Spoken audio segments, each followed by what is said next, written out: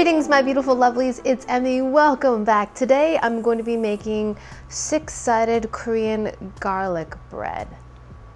Six-sided Korean garlic bread.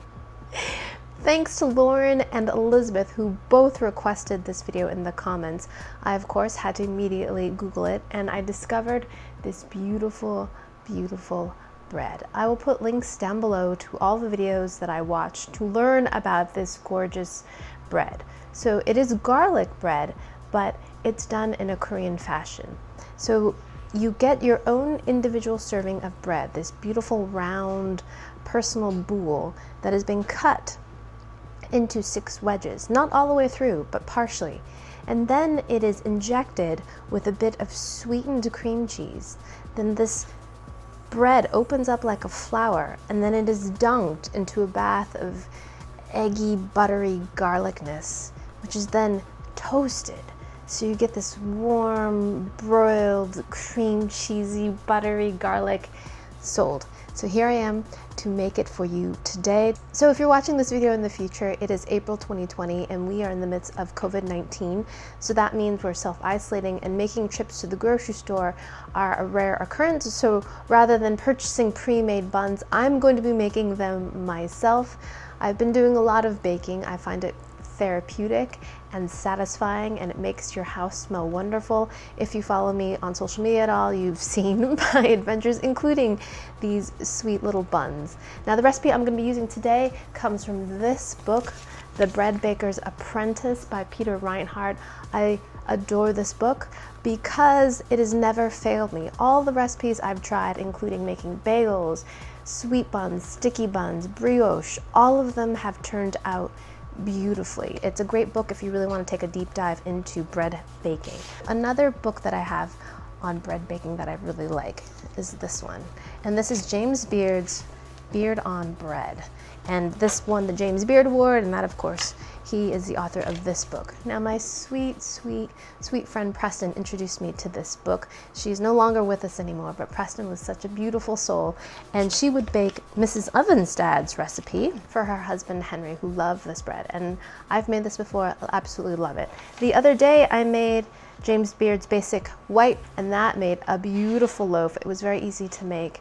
And if you have the time, if you have yeast, I know yeast is really difficult to find, all the shelves are wiped out. If you have that, then that's a great recipe as well. And here is the finished result of the bread. Isn't it gorgeous? So stinking cute. And this is Peter Reinhart's recipe for basic white bread, variation number 1, and I made them into little buns. So I'm making my bread dough in a stand mixer. You certainly don't need one. You'll just have to knead the dough for a little bit longer if you're doing this by hand. So in the bowl of your mixer, or in a large bowl, you're going to take 4 3/4 cups of flour. The original recipe calls for bread flour, but I didn't have any, so I substituted AP flour, and it worked beautifully, absolutely beautifully. To that, you're going to add 1½ teaspoons of salt. Next, you're going to need 1/4 cup of milk powder, and now this really helps you get a nice tall loaf and a big, nice puff. Next, you're going to add 3 1/4 teaspoons of sugar, 2 teaspoons of instant yeast. So whisk that together so all the dry ingredients are mixed together. Next, you're going to add 1½ cups plus 1 tablespoon of room temperature water. Once all the flour is hydrated, then I switched from a paddle attachment to a dough hook. And now we're ready to knead this. If you're not doing this in a stand mixer, you would take the dough out, and on a floured surface, countertop, you're going to knead this for about 10 to 15 minutes until the dough kind of transforms. You'll see that it gets elastic and it won't be ragged. The surface will be smoother, and it shouldn't be sticky. And the ultimate test to know when you're done kneading, whether you're using a stand mixer or kneading it by hand, is to do the window pane test. And that's when you take a pinch of dough and you can stretch it, and then you can see light pass through it like a window pane. That's when you know enough gluten has developed. Gluten is the protein that is formed when you are kneading. It causes the amino acids to form chains of protein that makes your dough nice and stretchy and gives that really great chewy texture of bread. Once you do that, then you scrape all the dough out of the bowl, clean your bowl, then lightly oil it, then take your ball of dough and rub it inside of the bowl so that it's coated with oil. Invert it and just place the ball of dough in your oiled bowl cover it with some saran wrap, and let it sit in a nice warm place for an hour to 2 hours until the dough has doubled. And this is one of my favorite parts of bread making. You can take your finger once it's done its first rise and give it a good poke, and you'll make this beautiful little belly button, and it should not spring back. It should just plunge right down into this beautiful belly of dough. So once you punch down your dough, you're going to weigh out 3-ounce balls, and that's what he recommends for a hamburger bun. This is the first time I made this recipe, so I wasn't sure how large the buns would be. So I also did a batch where I combined 2 of the 3-ounce balls into one 6-ounce ball to get a really large boule, which is this little guy right here. He's actually not that little. So this is a 6-ounce ball, and this is a 3-ounce ball. After we weigh out the dough, you're going to take the piece of dough and kind of shape it into a ball by tucking it under and stretching the dough a bit, tucking it under to get this really nice, smooth, stretched out surface. Then you're going to pinch it on the bottom, and I liked using the palms of my hands to kind of rub and roll and tighten the top surface of the dough ball. We're going to place the dough balls on a parchment lined baking sheet. We're going to lightly oil the tops of the dough balls. You can mist them. I just used my hands and just rubbed a little bit of oil. We don't want the top surface to dry out, otherwise we won't get a nice proof. Then we're going to cover these in plastic wrap, kind of loosely, because we want these to rise.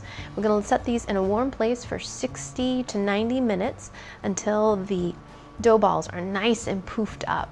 They're so stinking cute when they puff up. This dough is just gorgeous. So have your oven preheated at 400 degrees. And if you want shiny buns like these, then you can coat them with a little bit of an egg wash. So that's 1 lightly beaten egg with 1 teaspoon of water. Brush your risen dough balls with the egg wash mixture. We're gonna bake these for 13 to 15 minutes or until the internal temperature is at 190 degrees. So take the buns out of the oven, allow them to cool on a rack for at least 15 minutes before you eat them. My kids love these. They're just slightly sweet, and just freshly baked bread is just so good. So one of the things that makes this garlic bread special is the fact that it's stuffed. So we're going to stuff it with some cream cheese. So this is about half a brick of cream cheese that's been sitting at room temperature, 3 tablespoons of granulated sugar. I'm going to mix that up.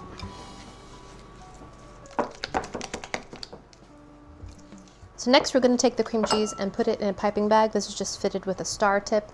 You don't even need to get fancy like this. You could just scoop it with a spoon if you like, but it will be easier to put inside the bread if you have a piping bag. So put that in there. In the largest bowl you've got, you're going to add 1 stick of melted butter. Get all of that goodness in there. 1 egg. Whisk that together. 2 tablespoons of milk or cream, 2 tablespoons of honey. This is honey that came out of my hives. If you haven't seen my beekeeping videos, you should definitely check those out. I will put the link down below. We're coming on to spring here, so it'll be full-on beekeeper mode pretty soon. Look how thick that is. I think the butter has solidified because the egg was cool, the cream was cool. This is not the consistency at all to any of the videos I saw. This is about 2 tablespoons of freshly minced garlic, a lot of garlic. This is probably about 8 cloves of fresh garlic. Goes into there. I'm concerned about the texture of this. 2 tablespoons of mayo. 1, 2. We're also going to add a little bit of parsley. So thankfully it was a temperature issue. I went back and looked at SEODAM's original video, and she said that once this thickens up with the addition of the milk to the butter, that you place this in the microwave for 10 to 15 seconds to melt everything back down. And this is definitely the consistency it should be at. Take our beautiful bun, and we're going to cut it like an asterisk into 6 wedges. 1, 2, and 3. Now we're going to take our sweetened cream cheese and inject in between each little wedge. Squeeze some cream cheese. And that will help spread the wedges apart. This is so great. I'm having like blooming onion flashbacks. Okay, now we're going to take this beautiful thing and dunk it in. You ready for this? Here we go. Dunk. Make sure it gets everywhere and then all the nooks and crannies. Use a spoon. Get it in there. This is gonna be so good. Dunk it. Dunk it. Drain all the excess off. Now we're going to transfer it to a parchment lined baking sheet. In some videos I saw them dust some potato flakes on top of this, like dry potato flakes, like instant potato flakes. I don't have that, but I'm going to use panko, which is going to give you a similar kind of crunch, I think, on top. Panko is just this Japanese style breadcrumb. With the last bit of our cream cheese, we're going to pipe a little rosette on top. We're going to place these in a 400-degree oven and just bake them for a few minutes until everything gets crispy and golden. Oh, I can't wait. Okay, let's pop these into the oven.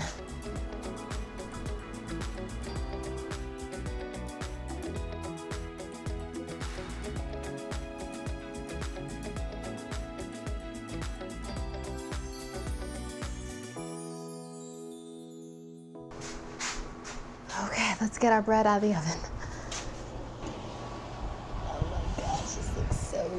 Good. Look at this.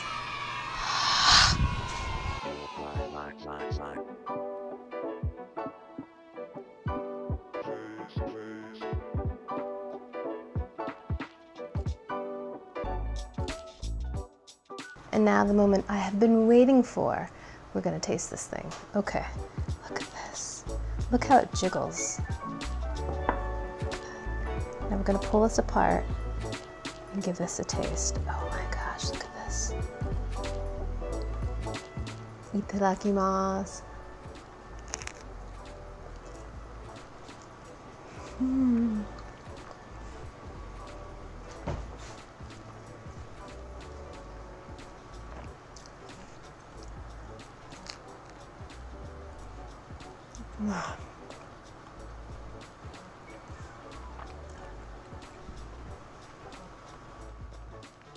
Gosh, is that good. Now I have to say I did have some concern because we did add 4 tablespoons of sugar to the cream cheese and there was honey on the outside, but honey, let me tell you, it's so worth it. It is so delicious. The cream cheese in the middle still remains tangy. You get that distinctive flavor of kind of slightly tangy cream cheese. That addition of sugar in there is wonderful. A little bit sweet, and then you've got a full-on garlic flavor. It's so delicious. And the garlic and the butter combination is so familiar. It's crunchy, it's delicious, and it's soaked into the bread. The outside is crisp, and then you've got these little panko flakes on the outside, which add a little bit more crispness, but the bread inside is soft and fluffy, sweet and creamy. So delicious. This works on both a flavor level and a textural level. It's divine.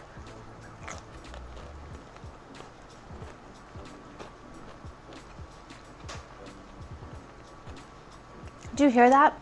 The outside of the bread crisps up in such a lovely way. It's not a huge, big crunch. It's just a light, kind of tender crunch with an additional bit of that panko crispness. The bread is so good. It's soft and fluffy. Like I said, Peter Reinhart's recipes work. I love them. This one is no exception. And this is just a dream. Look at that. Yeah. If you're at home baking, if you have flour, if you have yeast and garlic, I would recommend making this bread highly. It's an absolute delight to make. The process is delightful. The buns are adorable. The finished product is spectacular. Spectacular. Alrighty, so there you have it, the beautiful 6-sided Korean garlic bread. Big thanks to Lauren and Elizabeth for bringing this to my attention. I love your suggestions. I read all of my comments. So if you have more, let me know down in the comments below because I want to hear them and I want to eat the final results. I hope you guys enjoyed that one. I hope you guys learned something. I hope you guys are doing all right. I'm thinking of you. I hope this video gave you a little bit of a smile, and I hope you try this recipe because it's really, really delicious. Please share this video with your friends, follow me on social media, like this video, subscribe, and I shall see you in the next one. Toodaloo. Take care. Bye.